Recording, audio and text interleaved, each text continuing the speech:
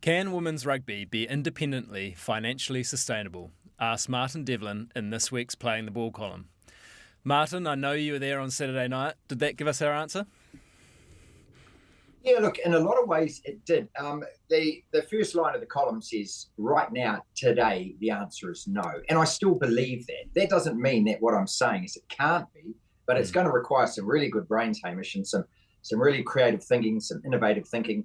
And I'm just very doubtful as to whether the powers that be that run rugby in this country are the right people to be having to make this next move to capitalise and maximise on what I saw on the weekend. That was an amazing experience in that stadium on Saturday night. It was just so much fun. It was really euphoric and a different kind of crowd and a different kind of buzz, a different kind of demographic. And what they've done, very successfully, the Black Ferns over the last few weeks, is that, they've opened the doors of the shop and they've got a heck of a lot of customers that are sampling this.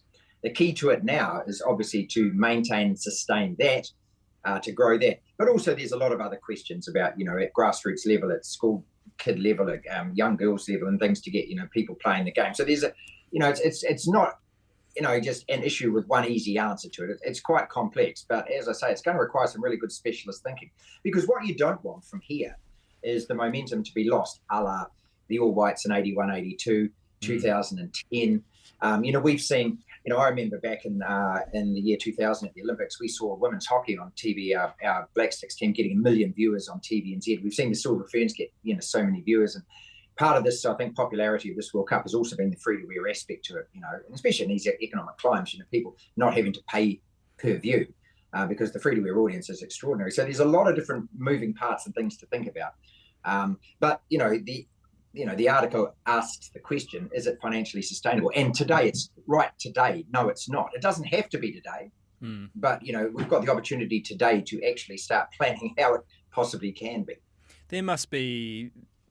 Every company in the country almost must be lining up to try and get a piece of this, though, right? I mean, Ruby Tui, pretty much everyone must want her to be the face of their brand over the next little while. Well, I would think so, Hamish. But then again, I thought the same about Dame Valerie, after she won a gold medal. So I thought the same about some of our Silver Ferns, Amelia Ignacio, who is, to me, just, sitting there gold in terms of advertising and, isn't seen on our screens. I think the same about Lisa Carrington. And if you remember, I wrote an article, an NBR article months ago about Lisa Carrington, who's advertising some dog fleas thing or something, and my point of that was, very valid. I thought at the time, where are the big brands? Where are the banks? Where are the finance companies? Where are those that are, so quick to jump on the Black Caps or the All Blacks and things? Where are those companies in terms of, wanting these faces on their products? And we haven't seen it, have we? No. So you make, it's a really good point, a really valid point. I mean, she's a bona fide superstar. She's the face of the game at the moment, herself and Portia and a couple of others. And, and for damn good reason, because she connects. And this is one of the things, you really noticed when you're at the stadium on Saturday night was that, this team absolutely interacts with their fans. And, I'm not criticising the All Blacks here, but, it's a completely different experience going to an All Blacks test. And, the way that the All Blacks are treated also in this country, I mean, the mass media pile-on that happened throughout the year on both the team and Ian Foster.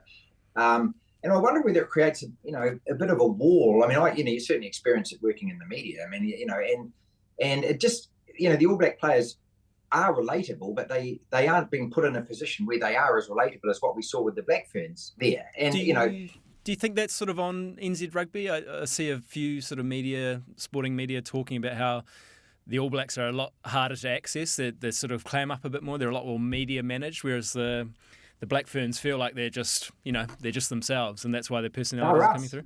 They feel like, you feel like them. Look, I absolutely agree with that. And whether that's the way that they are media managed, the way that they are media trained, I think it's got probably quite a lot to do with it. Also, the players themselves. I mean, on odd occasions this year, we've seen Richie Mwanga come out and say, you don't care what the fans think. He said that in South Africa.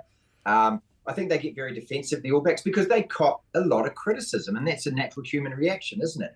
The Black Ferns, the outpouring for the Black Ferns, I think would have been the same win or lose in that particular game because, we were up against it. There's nothing better than New Zealand likes than a sporting hero story, the underdog story, the battler.